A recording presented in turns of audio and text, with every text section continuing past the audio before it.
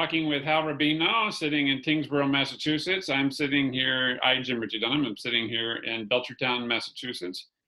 And we're talking about Boehringer Ingelheim Corporation, a diabetics testing company that we worked with back in, we think it was 1997. And we were invited to bring simulation, strategic simulation, into helping them understand issues with their customer base. Their customer base wasn't as expanding as quickly as they were expecting in the diabetes diagnostic testing tools niche, and trying to understand what that was. So we initially had about a week where we were going to be doing some interviews with them to get different perspectives on the issue and do some simulation. And so this is back in the very early days of the Strategic Decision Simulation Group. And what I remember is to try to understand the core dynamic of what they were dealing with, we brought in our traditional tools of the reference behavior pattern and said, okay, well then help me understand the behavior. What is the key stock or the thing we're paying attention to in our, what we'll now call our deeper shared purpose, or what is our goal here? And they said it was our customer base had been growing, but was slowing down in growth, even though we're putting a lot of attention to that. And so we did a reference behavior pattern. And then looking at that, said, okay, well, what is the key stock, customer base? What are the inflows? What are the outflows? And they described the inflows are either new customers, people being newly diagnosed with diabetes, or people that are coming from the competition using somebody else's device and now using our device. And I said, good. So then the obvious question from a MISI perspective of mutually exclusive, comprehensively exhaustive inflows and outflows, and there can only be 3 or 4 to 5 inflows and outflows that are influencing anything. Then what are the outflows? And they say, well, people go to the competition. And I said, well, then what are other outflows? People must stop using the device. And why would they stop using the device? And I said, well, we discovered with them, it's either because they die from old age, or they die from the disease, or complications from the disease, or they just stop using it. And they said, okay, well, what are the numbers of new users? And they knew that number because they were people that were taking up the using of their device. I said, well, then do we know how many people are coming to your company from the competition? And they said, well, we do, because they trade in their device for our device. And we give them our device at a discounted rate or free for their device. So we know what that number is. Do we know what the number is for how many are leaving you and going to the competition? And they said, well, that's called market intelligence, not spying. And we have a pretty good idea of how many are going to the competition and what their revenue model looks like. I said, good, then do we know how many are stop using? And there was a moment of quiet in the room, and said, well, we're not measuring that, what I remember. And I said, well, we can tell you what it is. And like, how could you possibly tell us? He said, well, if we know what the change in the stock is from one year to the next, then the difference in the stock is the inflows minus the outflows. And if we know what the 2 inflows were from new users and from the competition, we know what the outflow is to the competition, then the rest has to be outflows to stopping using, either by dying or stop using because it hurts. And so, what is that number? And the number turned out to be much larger than what they were fighting for on the inflow. So that was hemorrhaging. And so we went away and like, what are we going to do with that?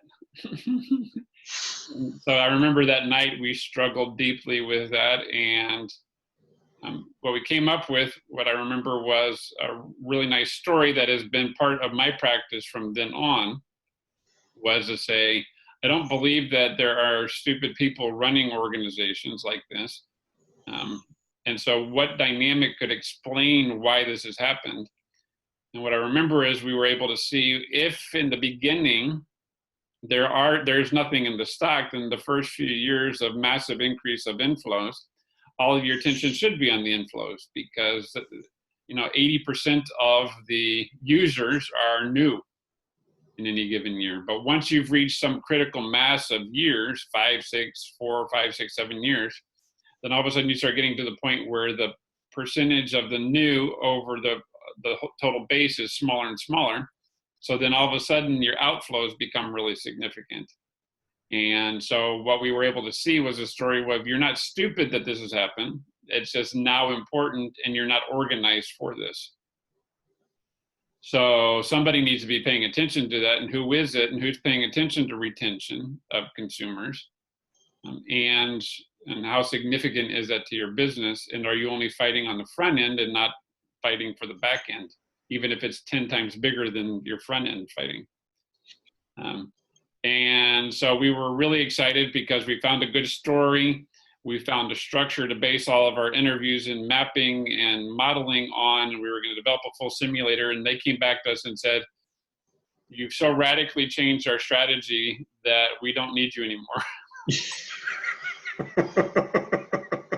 Note to self, don't give it all away on day 2. Note to self. So for projects and then co-investing in work, there might have been a subtler way to do that. To me, one of the big insights was the belief in, if you can come up with a global goal and really understand the reference behavior pattern, and you can use the MECE of a stock and flow to model that, then you can say these must be the inflows and outflows that are causing the behavior you're seeing. And this would be the change in those inflows and outflows that would cause the behavior you desire to see.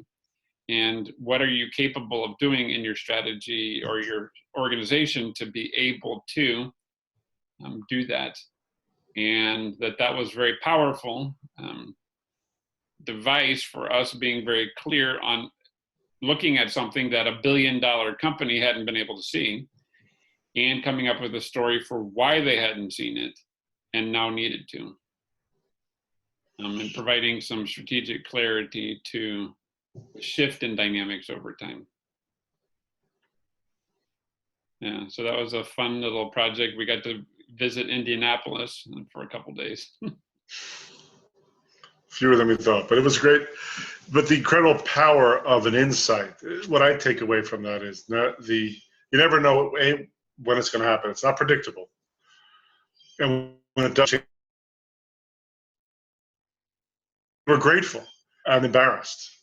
And they went and took care of it, is what I assume, but they couldn't do it with us. So another part is how to partner with them before and during the process. That's the thing we've learned since then. We weren't about co-hosting or co-investing at that time. Our point of view was pierce through the cloud as fast as you can, which we could do with these tools and your thinking and our storytelling ability with those tools. But sometimes the tools get ahead of the people in the room, and that's a very interesting dynamic, which we're learning about how much of the tools and which ones and in what order and in what timing can people across the table as your co-investors take and want to take. Very, very educational, very developmentally rich experience for us. I think we learned much later what the lesson. We didn't quite get it for we were so stunned we were back on a plane. We didn't know that there was a big, deep learning inside of that, besides the huge home run that we hit. So from a developmental side, I think we learned a lot more as much as they did about ourselves as they did about themselves. That's a fair statement. I think that's fair. That was 21 years ago. And to remember what we were already capable of doing at that age and that level of work. So that's great. Yeah. Wonderful. Well, thank you. And we will post a little bit of the map, and we've told this story in a couple of different posts and places, and we'll share those also in the knowledge base. Great.